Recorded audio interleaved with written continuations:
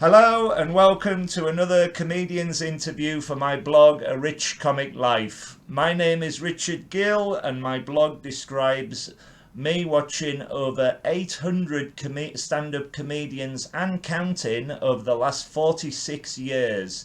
My guest today is the wonderful comedian Mr. Sam Rhodes. Yay! Yay! Hello! Hello!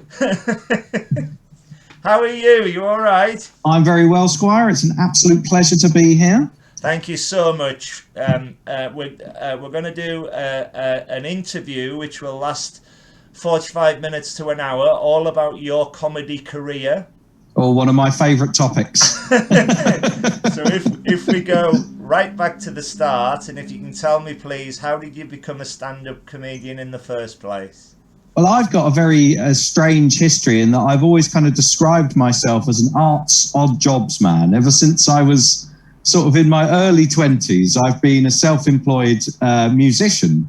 Right. And I originally got into arts and performance through that. So I've done a load of work over the years. I was a drummer first and foremost. That was kind of my main thing. But I also did a lot of songwriting. I did a lot of writing for TV and film and this sort of thing. And basically what had started to happen is, sadly, because of just the movement of time and the increase in availability of a lot of the software I use and things like that, the jobs started to dwindle a little bit in the music industry, especially for drummers, sadly. We had a hard time. And because I'd been self-employed my entire life, I was like, right, I need something that I can do all on my own. And I'm not sort of clever or sincere enough to be a singer-songwriter, you know. Oh. So I really, really threw myself in head first into comedy. I kind of woke up one day and decided I'm going to be a comedian now. And Good for you. I was very lucky in that one of the things people talk about having to get over early on is the stage fright. Yeah. And getting used to being in front of crowds. But of course, because I've been in the music industry for so long before, that was never a problem. I came out big with the confidence early on, I think. That is a unique thing to have, because if you have that, you're halfway there. I agree. Yeah, I think so much of a good comedian is just likability and comfortability, you know.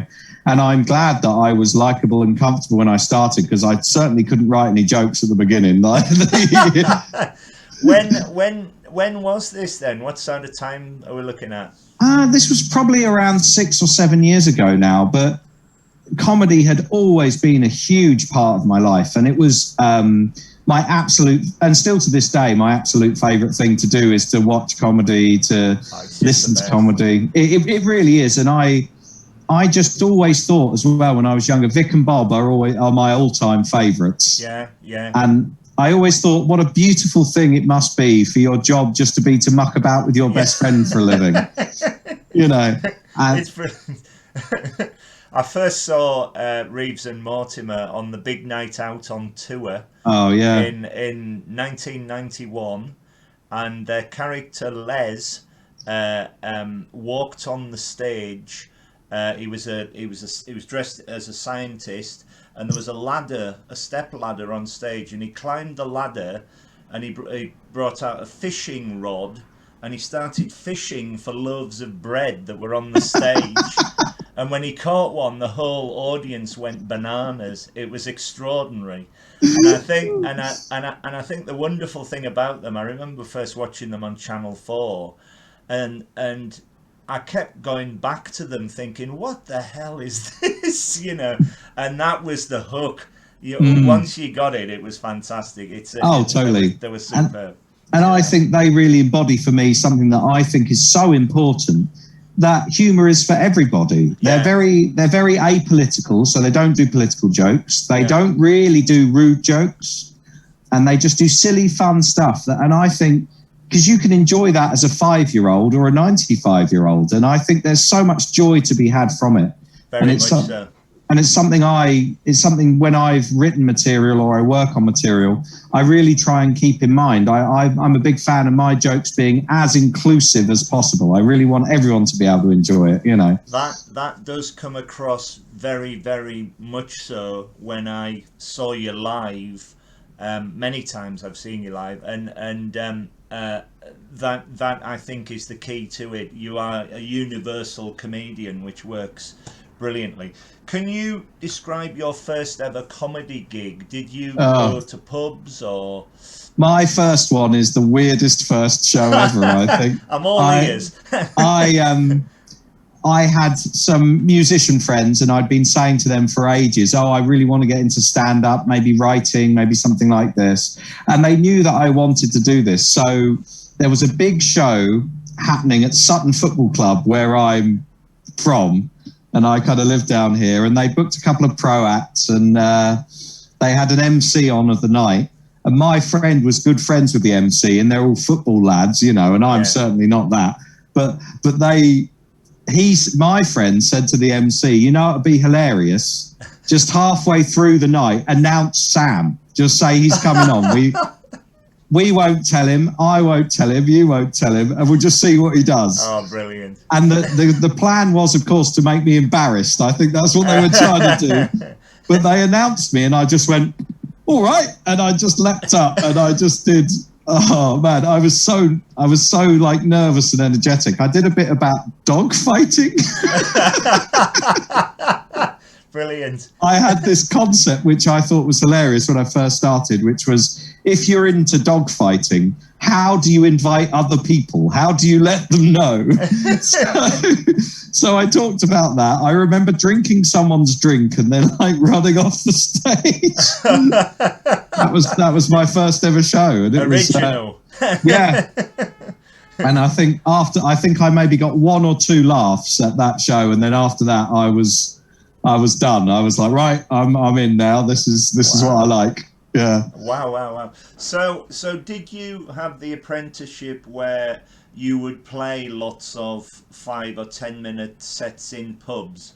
I did, but as well, I was very apprehensive to do things like bringers early on. So right. I did do some of those for a little while, but I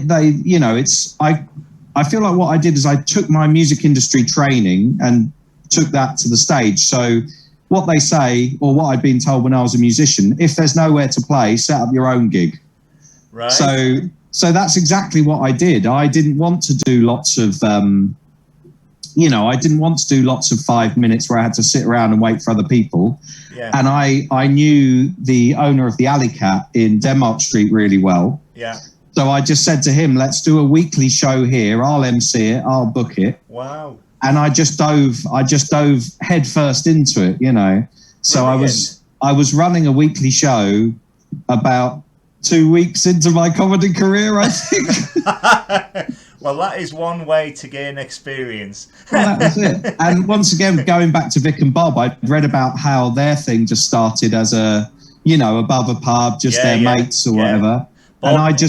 Bob was in the crowd, wasn't he? And he just climbed up on stage one day with him, and that was it. That's exactly it. And I just really wanted to propagate that sort of fun atmosphere. And of course, when I was new, I had no idea what I was doing, and I was running the shows too long, and but I really hope, and I've spoken to a lot of comedians, and I really hope that when they do come and do my shows, that it's always got this super fun, super like we're all buddies together sort of feel. Yeah. And that was exactly what I was trying to propagate from very early on. And I just used that to figure out what material worked, That's fantastic. That's a great idea. Yeah.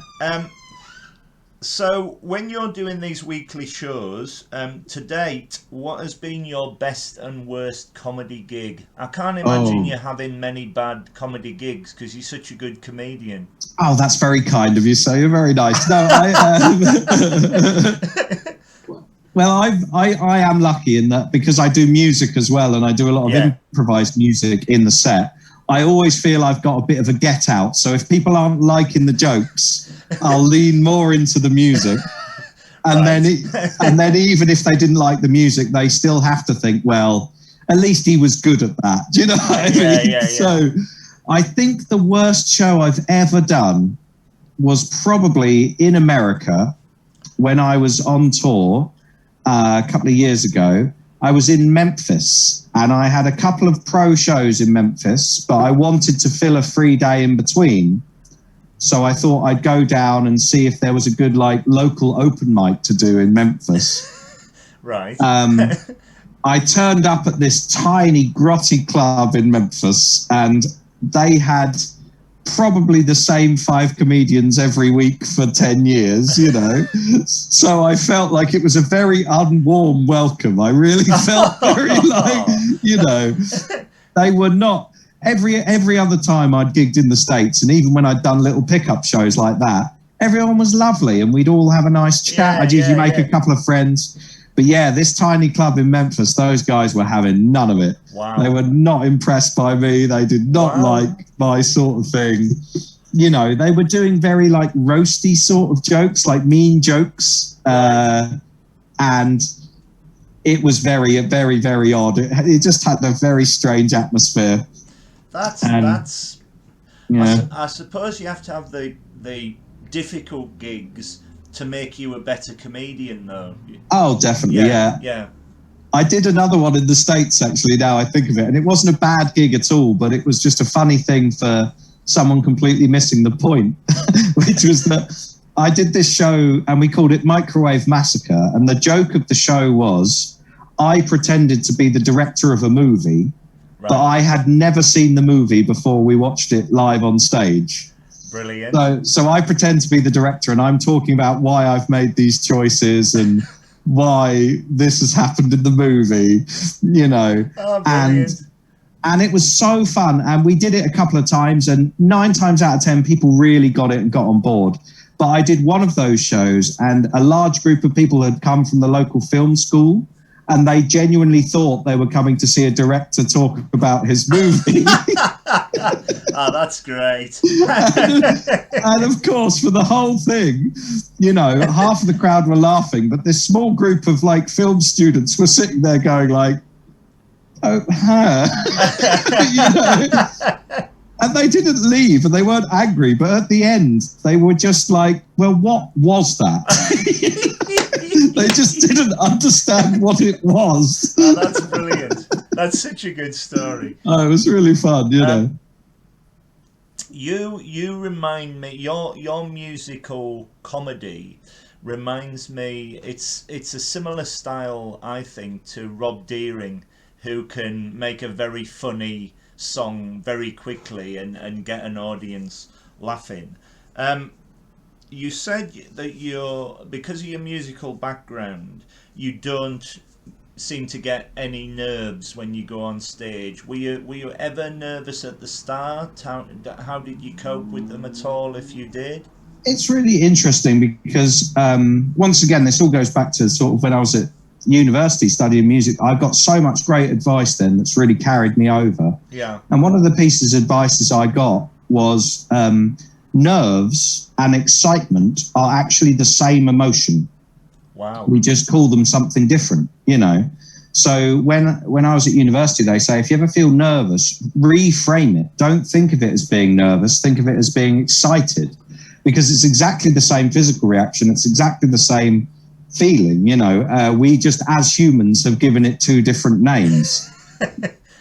I suppose that's true, yeah. Yeah, and I thought, I don't know why this weird piece of logic kind of really helped me, but it did. The only time I've really felt nervous is when I've performed with other comedians I really respect. Right. So I did a set of shows with Rich Hall, and obviously he was in SNL, and I was opening for Rich Hall, and I have a huge amount of respect for that man. He's one of my favorite comedians.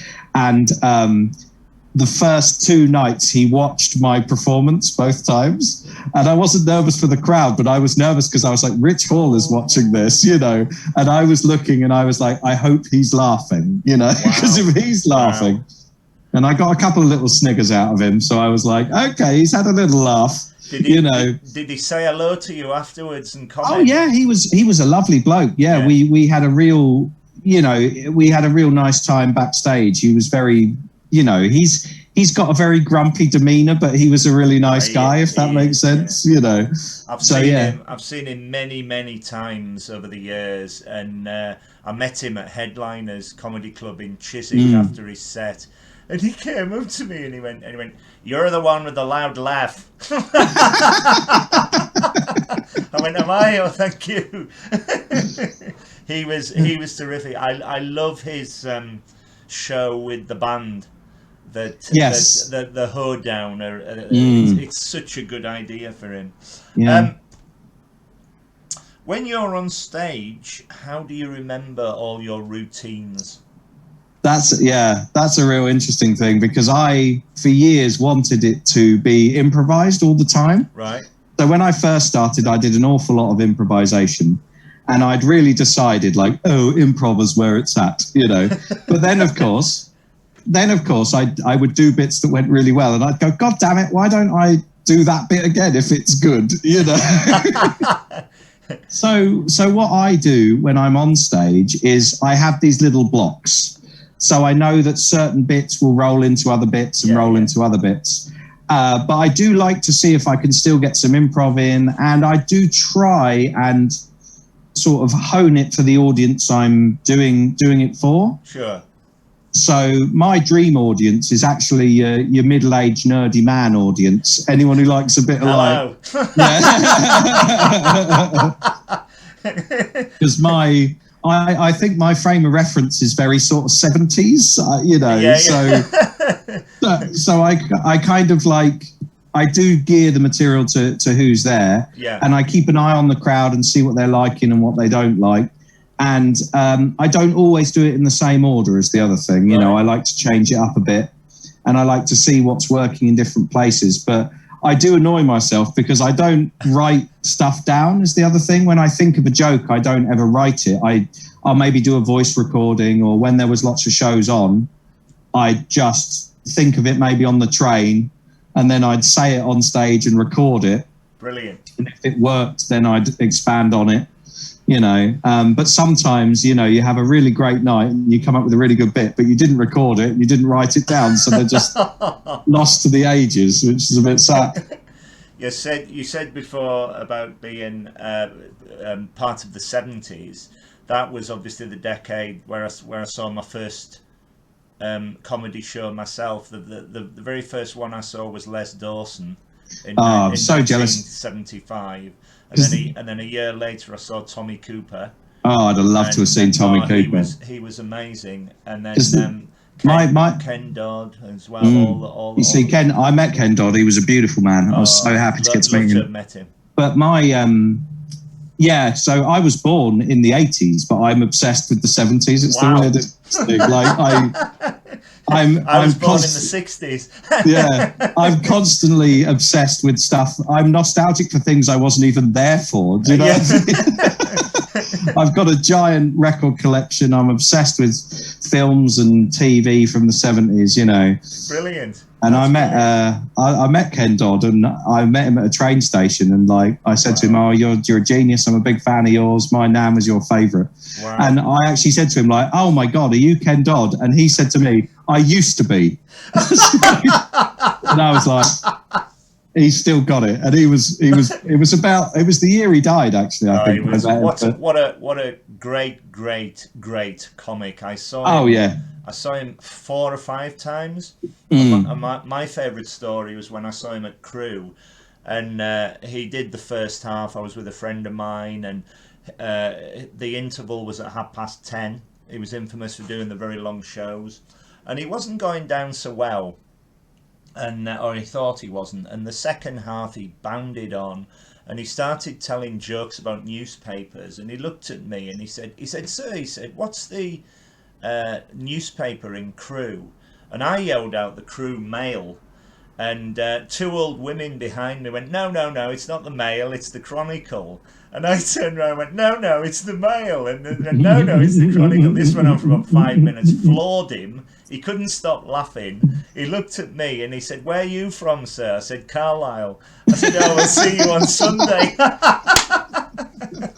He was just the best because he really was. He needed the oomph that second half. He just needed a bit of audience participation. And this is where I was going to come on to with you. You're very good at doing that with an audience. And again, this must be like the fearlessness in you with the confidence.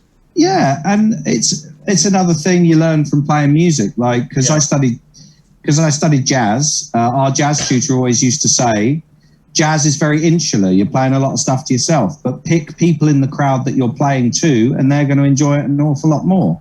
So find a little group in the audience that you're performing this particular thing to, and it works really well. And I do exactly that with comedy. For each little bit I'm doing, I kind of pick who I'm telling the joke to, you know.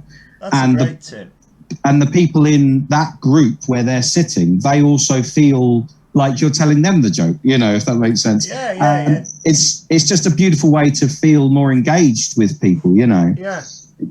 Yeah, that's terrific. I believe you've toured all over the world with your stand-up comedy. Is that right? Yeah, well, I mostly do America, Europe, and Russia. They're the three places I get to go quite often, which is really nice. Wow. Yeah, I always have a good time. How do audiences differ in each country? Do you find that there are differences? Do you tailor-make your material? Definitely. The hardest thing quite often is, so America's great to go and play because the good thing about that is there's always they've got a similar setup to the UK, so there's always little shows or little warm-up shows you can do where you can go and you can tell some jokes, and you know, and if people don't understand stuff, you've got time to change it. But places like Russia are exceptionally intimidating because they don't really have an open mic circuit. No. and they bring acts from America. They bring acts from, you know, so last time I went, I was the act who'd been the week before me was Dylan Moran. Right. From Ireland, you know, so they bring these guys in and they put you on a big stage and they, you know, 500 people turn up, 600 people turn up. And then they go, right, go. And unfortunately, you only learn what doesn't work in that country on that first day. So there's really weird little things, like things have different names, obviously. Yeah. So I used to do a little joke about the Muppets because I love the Muppets. Brilliant. And I did it in Russia and it just went completely dead. And they didn't understand it at all. And I was like, oh, that's weird. I thought that was quite universal. But then only after the show did I find out that the Muppets have a different name in Russia. So no one knew what I was talking about, you know. Exactly. So, yeah, so weird things like that. And just turns of phrase, little words you might use, you sometimes have to change. When I was in the Midwest in the States, I started a show and I was speaking quite quickly because I was quite excited and I was having a good time. And a guy in the crowd just went, "Hey, speak English." And if you're going too fast. Yeah. So, yeah. In the States, I do everything slightly slower, definitely, and I enunciate a lot more, you know. They are somewhat very frank, aren't they? They can be. The funny thing about doing America, which I think is nice, is that they say to me quite a lot, "Oh, your comedy is very clever." And I really don't think of it like that at all. And I think they just hear the accent and think it's clever. Well, I would take any compliments. Oh, yeah, definitely. You're also a musician, like you've said before. Mm-hmm. Do you prefer writing music or writing comedy? I always prefer when I get to do it with other people for both of them. That's the real difference I find. Right. So what I enjoy most about music and comedy is actually the sort of camaraderie that comes with it. You know, like being in a band is great. And my favorite thing about comedy, much as stand-up is brilliant and so good, my favorite things to do are stuff like podcasts, or at the moment I'm working on an album with a couple of American comedians, which is coming out in the States, and it's a comedy sketch album. Right. And it's been such a delight. It's been so fun to do because, you know, we just get together, we muck about, We spend all day writing and recording things, and then at the end we've got this really beautiful thing. That's brilliant. And I just find it so. Yeah, we haven't officially announced it yet, so this is an exclusive. Well, I'm on an it. exclusive for you. Yeah. That sounds brilliant. Though. Yeah, well, we have I released an album with the band last year, and this record label who put the album out have said to me, "Oh, do you have a comedy album you'd like to make?" And I said, "Yeah, I'd love to make a comedy album." So me and these two writers, we're putting it together. You might have encountered them actually, because they live in England. They're Americans, but they live here. It's Molly Mulshine. Yes. Yes. So it's me, her, and a Mexican American called Sean Sellers. Yeah, I've heard the name. I've certainly seen Molly Mulshine. She's brilliant. Oh, she's Very magnificent. funny Yeah. Yeah. And what I love about our little grouping is that the three of us look like three people who would never be friends in real life. You know, we're very, very different people. Is it more musical comedy, or is it comedian sketches? It's a big mix of all sorts of things. Right. Yeah. So the idea of the show is it's called Meet the Junior Misses. That's what we're called, the Brilliant. Junior Misses. And our album is a spoof retrospective of an imaginary radio station. Great idea. So what it is, you know, this imaginary radio station in LA has 70 years worth of backlogs of recordings, and we're hearing the real historic events from these 70 years, you know. And our idea for the sketch thing is, because usually sketch characters, you get them in a situation and then you change the situation, but it's largely the same person. Yeah. Whereas our idea is we have characters that live in the 50s in one sketch, and then we can hear what's happening to them in the 70s or what's happening to them in the 90s, you know. That's so we move these characters through time rather than just through different locations. Yeah, yeah. And the album's done, and it was so much fun to make that we're also making it as a radio show. So we're doing an accompanying radio show, and we're just trying to sell it at the moment. We're trying to find either a good podcast platform to put it out, or, you know, hopefully maybe the BBC's obviously the dream, but wow. Yeah, I wish you every success with that. Oh, thank you very much, sir. It sounds such a great idea. It has been so fun as well. It's just, as I said, I can't tell you how much I've enjoyed making it. It's really wonderful. Brilliant. I'm absolutely delighted for you. Every time I've seen you live on stage, you have made me laugh out loud with your routines. You really, I mean, they are just inspired. How do you get your ideas?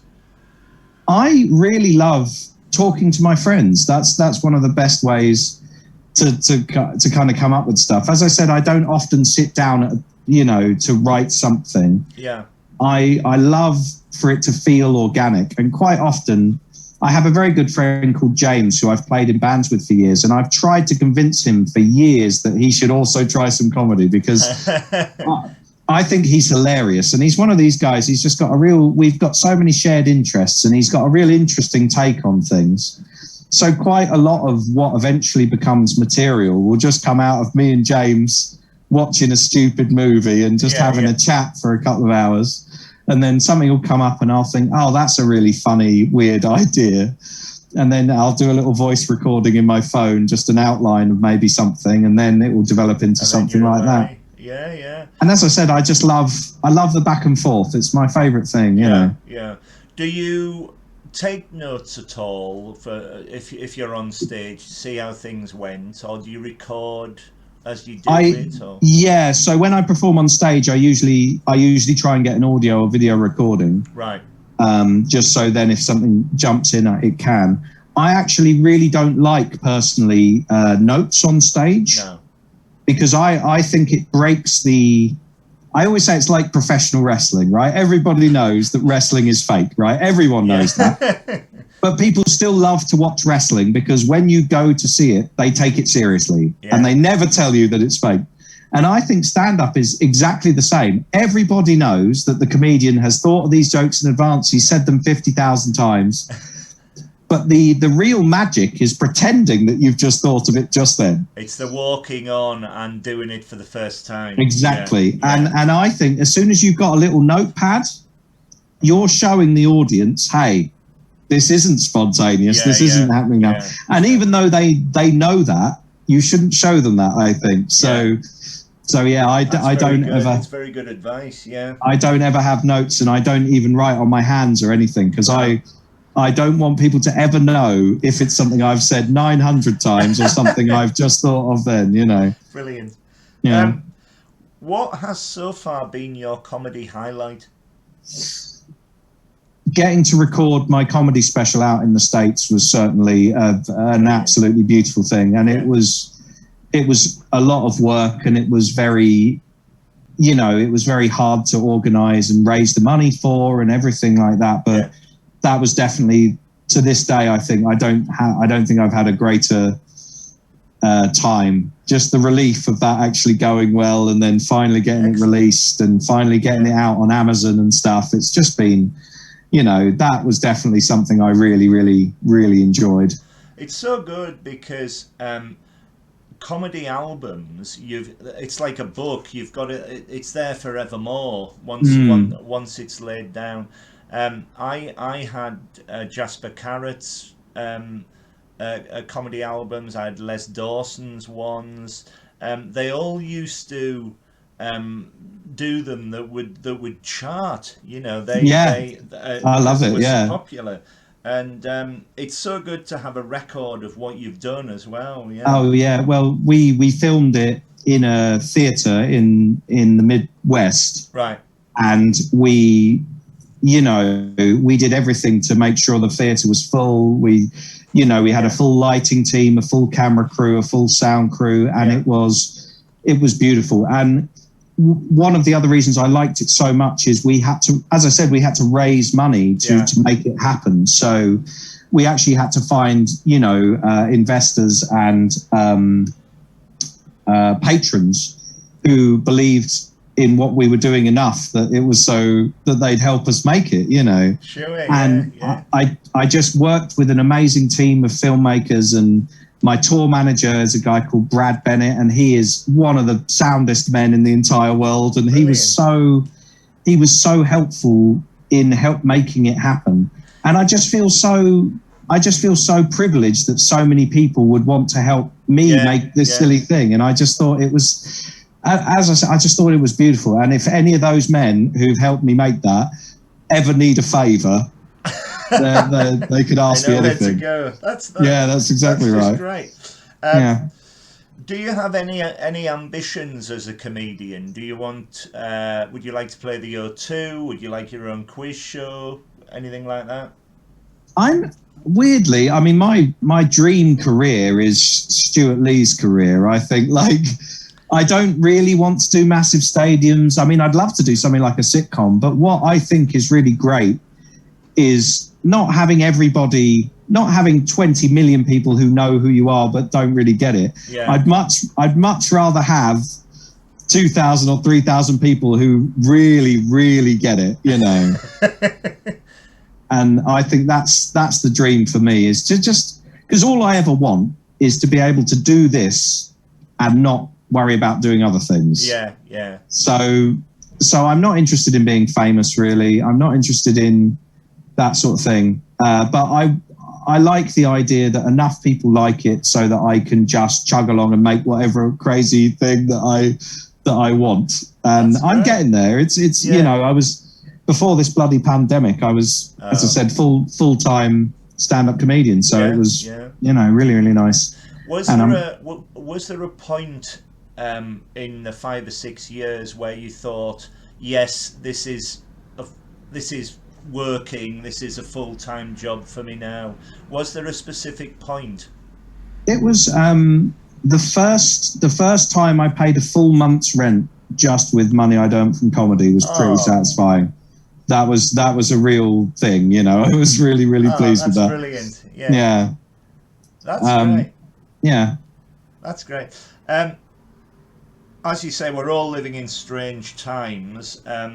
How have you found online gigs as opposed to live comedy? Have you done many? I've only done a very limited amount, because I find that you lose that, as you were saying, I love improvising and I love talking and interacting with the crowd. Yeah. and you lose that big time on those the streamed gigs. So what I do more often when I do a streamed show, I have puppets, and I have these stupid characters that I do. So when I've been doing the streamed gigs, like I've been doing little puppet shows for people instead. Shades of Harry Hill. Yeah, that's brilliant. A great idea, though. Again. Well, I love doing characters and voices and stuff, and on my podcast, I play all these different characters. So it was, Mad Ron. I'm sure you've encountered Mad Ron. Yeah, of course, yeah. He'd been saying to me for ages, you need to find a way to get these character voices and characters onto the stage. Yeah. And then I did some work for this Russian media company where I had to make some videos with puppets. So they bought me, these puppets to make these videos. And then I was like, okay, now I've got these. I think I can do some sketches and some comedy with them. And what's so funny about it, I have this character called Michael Peach Daddy, who's a very, very mean American. And he's very rich, and he's a lawyer, and he's horrible to people. And it's so freeing, because at the end of the show, people come up to me and go, oh, that Michael's very mean, isn't he? And I go... So they're believing in the character. Yeah. And I go, it's me. I'm... That's an ingenious way of doing an online gig, though, because I saw Harry Hill recently do an online gig, and he had loads of puppets and everything, and it's the visual medium was terrific. Yeah. I just think it's something different as well, you know. Yeah.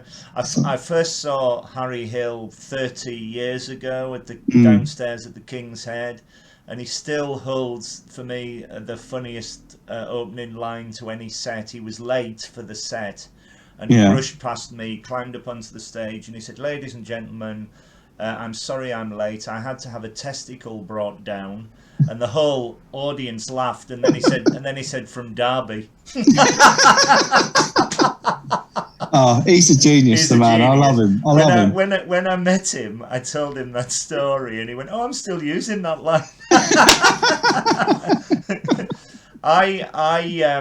I agree with you about online gigs. I think they're a super substitute. I do go to a lot of them. I go to Always Be Comedy, who are, I think, the best at doing them. I go to Jarlath Regan's Return of the Crack. I go to Happy Mondays. So I do go to a lot of them. But when they first started, they didn't have any audio. So I would sit here and laugh, and nobody could hear me. So I was like laughing at four walls. I thought I was going to be taken away. But when they opened up the audio, it seemed to work, because it was timing for the comedians to chat to you and everything. But ultimately, you cannot beat live comedy. There's something of being in that moment where anything can happen, and I'm so looking forward to going back. I love to go out for a drink on a Saturday night and then go to a comedy show. There's just something very special about it. Who are your favourite comedians, past and present? Oh yeah, so as I said, Vic and Bob, all-time heroes, cannot be beaten. Right. My dream job is to get to work with Bob Mortimer on something. I think, wow. Just anything at all. You can maybe go fishing with him. That would, imagine that. That would be so wonderful. I'm a huge fan of an American improvised stand-up comedian called Paul F. Tompkins. Right, I've heard of him.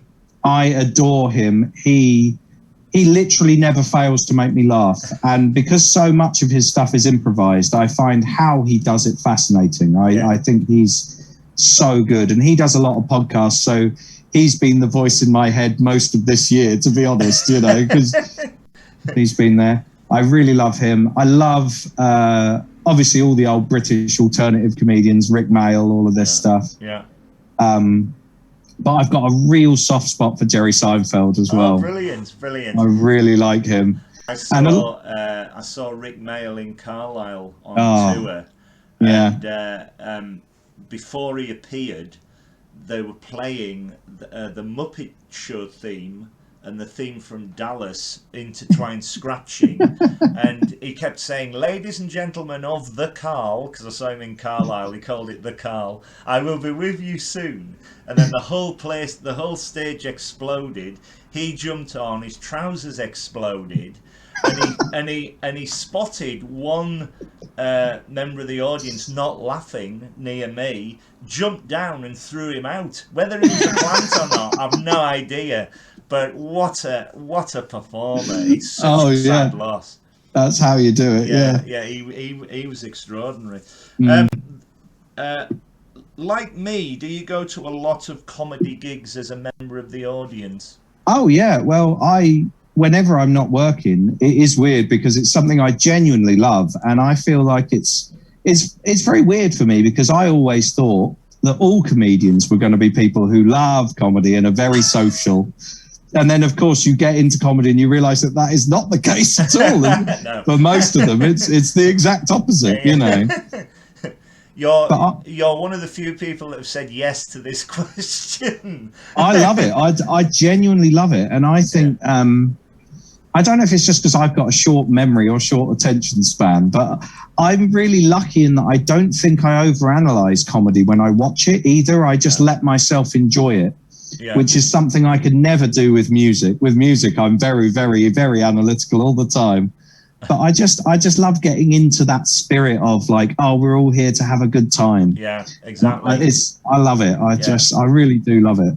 I'm a member of the audience when I go, and that's exactly it. I'm out to have a good time, and I hope the blog comes across as an enthuse. For everybody who has a go and doing it. The reason why I asked those last two questions about your favourite comedians and whether or not you go is that there's a section in my blog called The Ones That Got Away, and I've written 25 comedians who I would have loved to have seen, and for some reason I haven't. Top of the tree for me was Morecambe and Wise.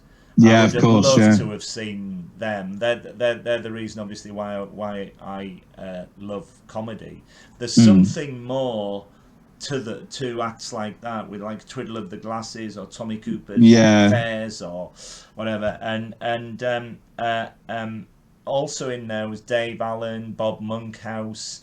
I've never seen Ross Noble, which is surprising. Right. That's interesting. I would love to see him. I saw him in the Mel Brooks musical. Young Frankenstein. Young Frankenstein. He was superb, but I've never seen him do a live set yet. He's that's right. He's going to be back in no time. You know.